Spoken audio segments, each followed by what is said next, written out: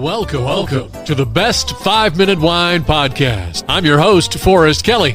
From the seed to the glass, wine has a past.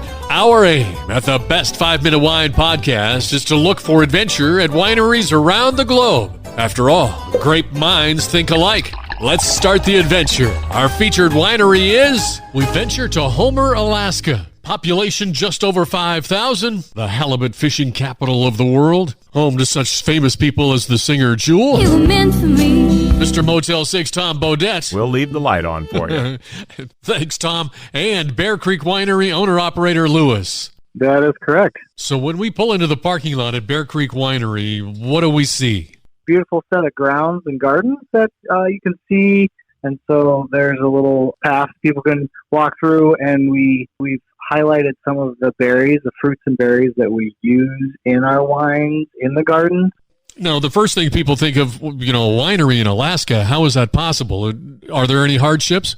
Well, yes. If we were trying to do it out of grapes, then it would be extremely difficult, which we've actually tried cultivating grapes, and they'll root and they do okay during the summer months, but then they're very, very difficult to overwinter with the cold.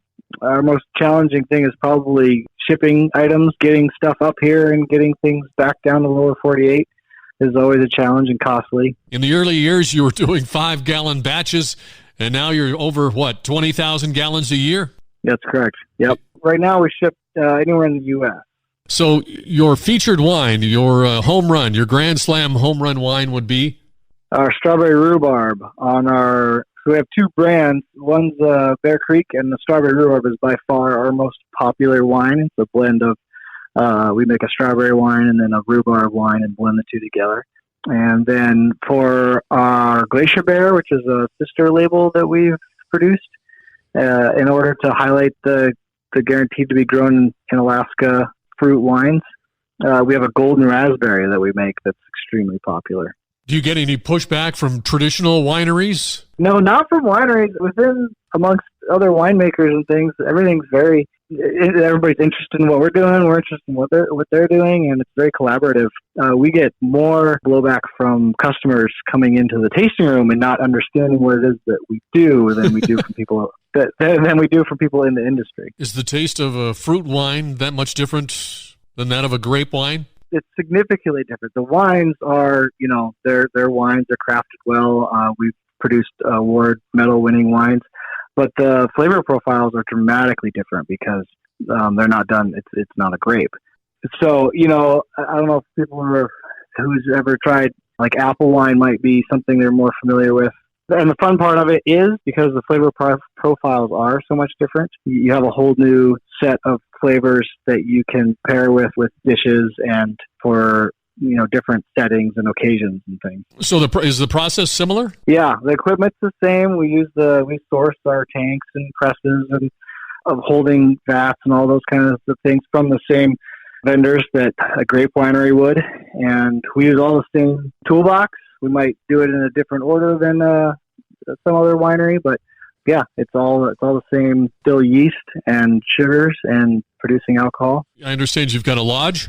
We do. We have 2 suites that guests can stay in, and then we also have an apartment, a 3-bedroom apartment, so people can stay on the grounds and enjoy tasting while they're here. A typical day for you starts at what time in the morning? I'm usually in the office at 8, and then heading home around 6. Our tasting room is open from until 6 o'clock every day all year. This coming year, what does Bear Creek Winery have in store for us? Looking forward to 2020 here. We got some new products coming out. We're going to try doing a sparkling apple wine. So we're going to try doing some cider. So we had a really good growing year last summer for apples, and we got quite a bit more than we would have expected.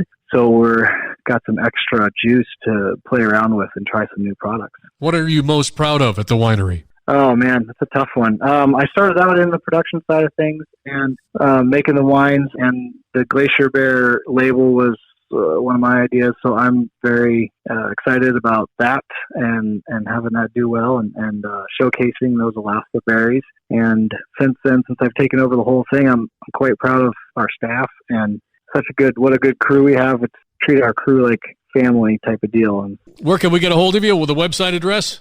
BearCreekWinery.com. You can also check out our sister label, GlacierBearWinery.com. Something we learned today with Lewis of Bear Creek Winery is the flavor profiles are so much broader with fruit wines that it opens up the possibilities. You have a whole new set of flavors that you can pair with dishes and for, different settings and occasions and things. All right. Thank you, Lewis, for being our guest today. And hopefully one day we'll venture to Homer, Alaska and sample some of your creations. Yeah, thank you. I appreciate it. Glad you found us.